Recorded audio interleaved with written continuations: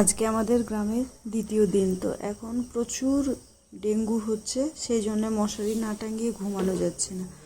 তো ঘুম থেকে উঠে নিচে নামি, এখানে তো রান্নাবান্না সব কিছুই নিচে হয়, তো তার আগে মশারি গুটিয়ে বেড ঝেড়ে একদম পরিষ্কার করে নিচে নামি, কেন আবার উপরে আস্তে আস্তে 12টা বেজে যায়। তো আজকে সবার ইচ্ছে যে একটু বিরিয়ানি হবে, তো একটু বিরিয়ানি রান্না করব, তার জন্য আগে থেকে প্রিপারেশন করে রেখেছিলাম।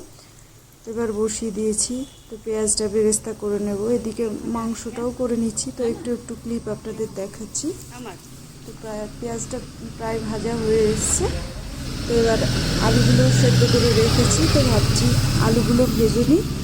আলুটা আমি কোনোদিন আলুতে হলুদ দিই না, তো আজকে আবার একটু আলুতে হলুদ দিয়েছিলাম, ফুড কালার কিন্তু ইউজ করিনি, তো সেটা দিয়েই ভেজে নিলাম। রাইসটা রেডি করে রেখেছিলাম, ওটা আর আপনাদেরকে দেখাইনি। রাইস রেডি করে একদম মশলা মাখিয়ে রেখে দিয়েছিলাম। তো মাংসটা রান্না হয়ে গেছে, তো এবার আমি ভাতটা সেট করব। এই যে গামলার তলার দিকে ঘি দেওয়াই আছে, আর ওই একটু গ্রেভি দিলে আর মাংস দিলে না তলার ভাতটা একদমই লাগে না, নাহলে অনেক সময় কি হয়, ভাতটা তলায় লেগে যায়, পুড়ে লেগে যায়, অনেকটা নষ্ট হয়ে যায়। তো এইভাবে সেট করবেন, দেখবেন মানে একদমই লাগবে না। তো আমিও সেই মতো এইভাবেই টেস্ট করব। আর খুব বেশি চাল না, 1 কিলো পরিমাণের চাল ছিল, তো আমি আমার হিসেব মতো সব কিছু দিয়েছি, আপনারা আপনাদের হিসেব মতোই দেবেন যদি কেউ দেখে রান্না করে থাকে। তো এই যে মানে লেয়ার বিরিয়ানি করলে এইভাবে একটার পর একটা লেয়ার দিয়ে সেট করলে কি মানে দমটা উঠলে সুবিধে হয়। আর তার থেকেও বড় কথা, বিরিয়ানিটা মেনলি হচ্ছে কাটা, আপনি এইভাবে সেট করলে খুব সুন্দর কাটতে পারবেন। তো এই যে 4 পিস আলু দিয়ে দেব, দিয়ে আবারও একটা লেয়ার সাজিয়ে দেব। বিরিয়ানি রান্না করতে আমি ভীষণ পছন্দ করি, খেতেটাও পছন্দ না করলেও আমি বিরিয়ানি খুব সুন্দর বানাই, আমাকে ভীষণ ভালো লাগে। রান্নার জিনিসটাই আমি এনজয় করে করি। তো আপনাদের সঙ্গে গল্প করতে করতেই আমার বিরিয়ানিটা সেট করে দিই। তো এই যে আমার শাশুড়ি মাকে বলছি যে আপনি একটু ভাত খান, যে নর্মাল রাইসটা হয় সেটাই। মা বলছে বয়স হয়েছে। তো সঙ্গে আমি এই যে একটু পেঁয়াজ বেরেস্তাটাও ছড়িয়ে দিলাম, দিয়ে আবার একটা লেয়ার দেব, দিয়ে এইভাবেই পরপর 3টে লেয়ারে ভাত সেট করব। আর একটু দিয়ে দিলাম পরিমাণ মতো 3 ফোঁটা বিরিয়ানি এসেন্স। বিরিয়ানি এসেন্স না দিলে তো বিরিয়ানির কোনো ফ্লেভারই আসবে না। আর তার সঙ্গে আমি উপর থেকে একটু ঘি দিয়ে দেবো। আর আমি বিরিয়ানিতে কখনোই কোনো সাদা তেল ব্যবহার করি না, যেহেতু ঘরোয়াভাবে খাওয়া, তো আমি ঘিটাই ব্যবহার করি। আর আরও একটা জিনিস, ঘিটাও আমাদের বাড়ির বানানো। তো এখন সেট করে রেখে দিলাম, একটু পরে দমে বসাবো, নাহলে এখন করলে সেটা তখন ঠান্ডা হয়ে যাবে। আর এদিকে বাড়ির প্রচুর নারিকেল পেকে পড়ে আছে, তো ভাবলাম যে বাড়িতে যখন আছি সবাই পছন্দ করে, তো একটু নারিকেলের নাড়ুও বানিয়ে নিই। আর এই যে বিরিয়ানি যে আপনাদের দেখিয়ে দিচ্ছি, দমে বসিয়ে দিলাম। আর ধনে পাতাটা দেওয়া দেখায়নি, তো ধনে পাতাটা দিয়েছিলাম। তো এদিকে নাড়ু বানাবো বিরিয়ানির, এইদিকে আমার তো চলছে নাড়ু বানাবো বলে আমি এই যে কড়াইয়ে একটু ঘি দিলাম, দিয়ে নারিকেলের কোড়াগুলো দিয়ে দিই। তো এই যে নারিকেলের কুড়গুলো প্রথমে একটু নেড়ে নেব, না দিয়ে যে শুকনো শুকনো রসটা মরে যাবে, তারপরে চিনি।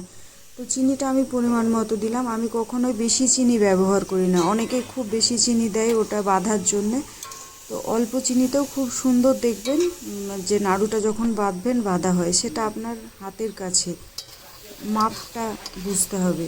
তো এই যে নাড়ু প্রায় হয়ে এসছে, তো আমি একটু গ্যাসটা সিমে করে দিয়ে খুব ভালোভাবে নেড়ে নিচ্ছি, যেন মানে দলা বাঁধতে গিয়ে কোনো অসুবিধা না হয়। আর নামানোর পরে আমি আবারও সেটা একটু ভালোভাবে 5 মিনিট মতো নাড়ছি। তো হাতে জল কিংবা ঘিয়ের ছিটে দেন, দিয়ে এইভাবে নাড়ুটা বেঁধে নিতে হবে। তো কি হয়, একটু গরম তো কষ্ট আছে, হাতের তালুগুলো একটু গরমে, তো কিছু করার নেই, করতেই হবে। তো আমি হাতে একটু করে জল দিয়ে নিচ্ছি, দিয়ে নেওয়ার পরে নাড়ুগুলো বাঁধছি। আমার আবার কেউ মানে করে দিলে সেটা পছন্দ লাগে না, মা বলছিল যে করে দেবে। দুপুরবেলায় তো খাওয়া দাওয়া কমপ্লিট হয়ে গেছে, খাওয়া দাওয়া করে উপরে চলে এসেছি। এখানে আমাদের নিচে রান্না বান্না সব হয়, নিচে মানে একতলাতে, আর উপরে ঘুমানো। তো রান্না বান্না করে খাওয়া দাওয়া করে উপরে এসেছি, এখন একটু রেস্ট নেব। তো ব্লগটা এখন থেকেই শুরু করছি। 40+ লাইফ এর আরও একটি ব্লগে সকলকে স্বাগত। আশা করি প্রত্যেকেই ভালো আছেন এবং সুস্থ আছেন। তো এখন একটু রেস্ট নিয়ে নিই, তারপরে বিকেলবেলায় আবারও আপনাদের সঙ্গে নিশ্চয়ই শেয়ার করব আমি কি করব। দুপুরে ঘুমিয়ে গেছিলাম, ঘুম থেকে উঠে দেখি 5টা বাজছে, তারপরে আর কোনো ব্লগ শ্যুট করতে পারিনি। তো বিকেলবেলাতে চা খেয়েছি, তারপরে এখন তো 9:30 বাজছে। রাত্রের খাবার দাবার শেষে উপরে চলে এসেছি। তো আর কোনো ব্লগ শ্যুট করতে পারিনি। প্রত্যেকেই ভালো থাকবেন, সুস্থ থাকবেন, নিজের খেয়াল নিজে রাখবেন। আর ব্লগটা কেমন লাগলো অবশ্যই জানাবেন। আর এই যে দেখছেন আমাদের মেন রাস্তার উপরে বাড়ি, তো 24 ঘন্টা এরকম মানে গাড়ির হর্ন, এক প্রকার অত্যাচার বলতে পারেন। আজকাল সব চায়না সাইলেন্সার লাগাচ্ছে বুলেট গাড়িতে, দিয়ে আওয়াজ ভীষণ ডিস্টার্ব হয়। কিন্তু কিছু করার নেই, মেন রাস্তার উপরে বাড়ির যেমন ভালো দিক আছে তার মন্দ দিকেও তো নিতে হবে। তো আজকের মতো এখানেই শেষ করলাম।